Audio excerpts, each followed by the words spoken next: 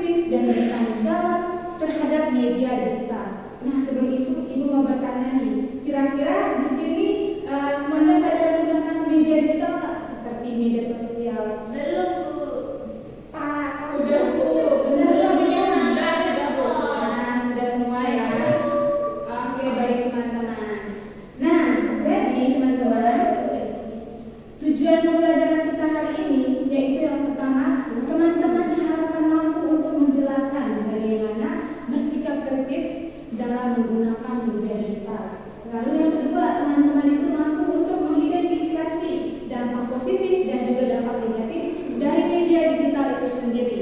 Lalu yang ketiga, teman-teman itu bisa memahami sikap kritis Yesus dalam Injil Markus bab 2 ayat 23 sampai 28. Lalu yang keempat, teman-teman itu mampu menunjukkan sikap yang bijak dalam menggunakan media digital.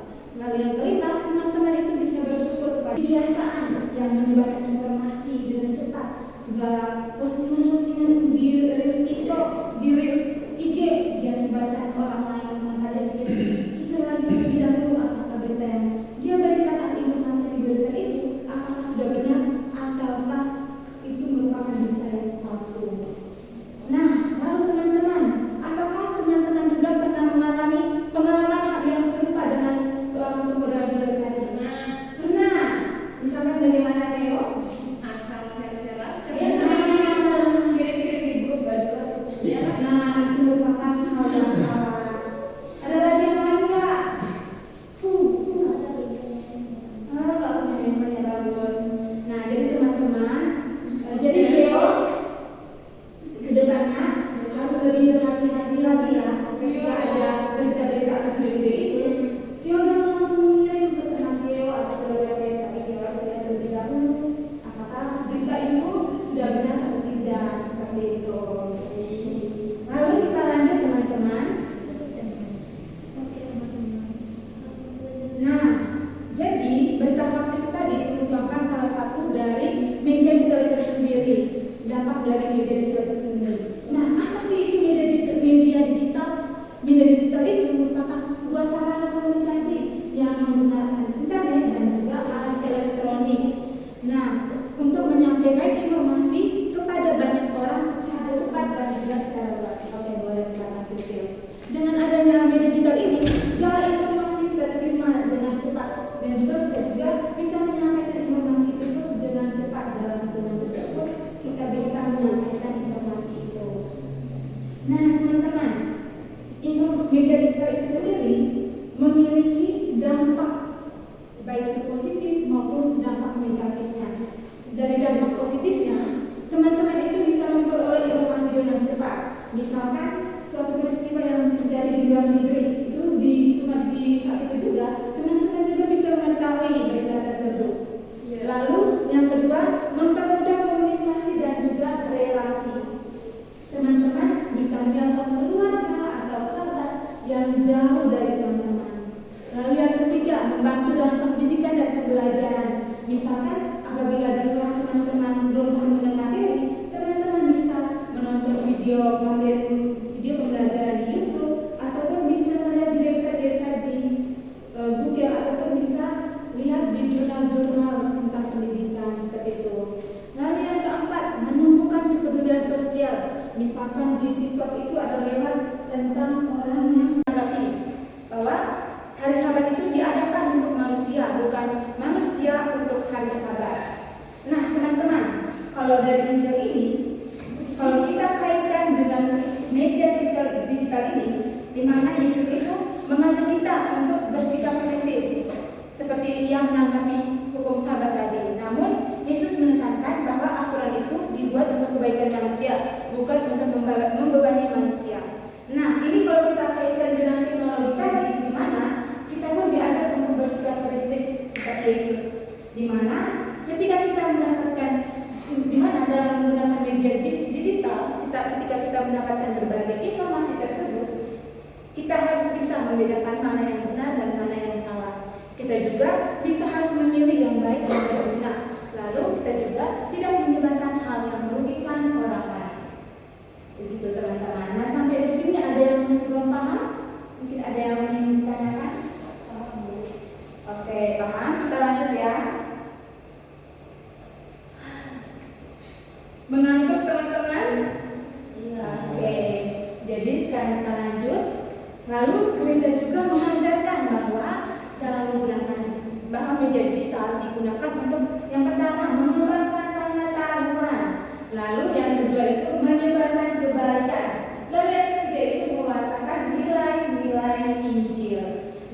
Namun pengguna juga harus bertanggung jawab dalam menggunakannya. Nah, tanggung jawab yang dimaksud itu adalah teman-teman berarti teman-teman itu menggunakan media digital secara bijak, lalu memikirkan apa dampak dari setiap tindakan yang kita lakukan dalam menggunakan media digital tersebut. Seperti itu.